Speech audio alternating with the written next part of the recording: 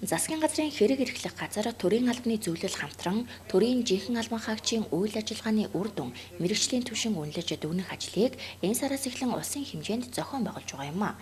Энэ ажлын хүрээнд засгийн газрын хэрэг эрхлэх газар төрийн албаны зөвлөлөөс томилогдсон хамтарсан 10 ажлын хэсэг аймагуудад ажиллаж тестийн шалгалт албан байгууллагуудын бичиг баримтын үйлчилгээг явуулж байна. Тэгвэл засгийн газрын хэрэг эрхлэх газрын хяналт шалгалт үнэлгээ дотоод аудитын газрын ахлах референт Нямбаяраар ахлуулсан 8 хүний бүрэлдэхүүнтэй ажлын хэсэг энэ сарын 21-ний өдрөөс эхлэн Ховд аймагт ажиллаж байна.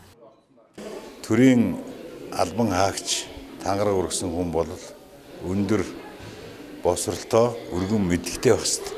За тэгэхээр одоо энэ хуулийн одоо бас юм шалгалт авч байгаа. Төвшин тогтоох.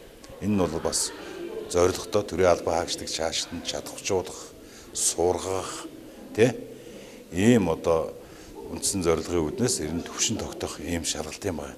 За нөгөө талаар төрийн албан хаагчдын одоо үндсэн бичиг баримт үйл ажиллагаа та бас танилцсан 17-18 оных нь ажлын одоо хэрэгжилт үр дүнгийнх нь одоо гэрээний биелэлд өөрийнх нь одоо гүйцэтгэх ажлын хувьд хувийн хэрэгтээ одоо бүрэн танилцах ийм одоо өргөн хүрээтэй шалгалт юм байна. За манай аймгийн хувьд бол бас нэг төрийн тусгай албан хаагчтайгаа нийлээд бол энэ чинь 1200 хүн оролцох ёстой. За зарим одоо хуулийн чиглэлийн байгууллагын шалгалтууд бол эхэлж гисэн явж байгаа шүү дээ. Тийм шүүхийн шийдвэрлэх ерөнхий газраас ирээ шалгалтаа аваа явсан. Цагдаагийн ерөнхий газар шалгалтаа авсан. Борхоор авсан. Цэргийн одоо анги нэгдэгтүүд бас шалгалтаа тусдаа аваад ингэ явж байгаа. Манай аймгийн 16 суманд хүрч ажиллана.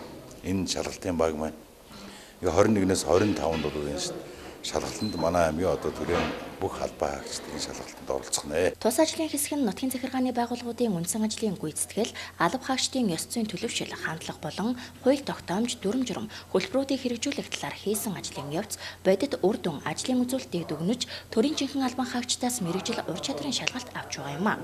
Тухайн шалгалт нь хууль эрх зүй, мэдээллийн технологи гэсэн хоёр төрлөөр явагдаж байгаа бөгөөд Ховд аймгийн 24 байгууллагын 300 гаруй төрийн жинхэнэ албан хаагч 7 ээлжээр хуурийн дагуу шалгалтанд хамрагдаж байна.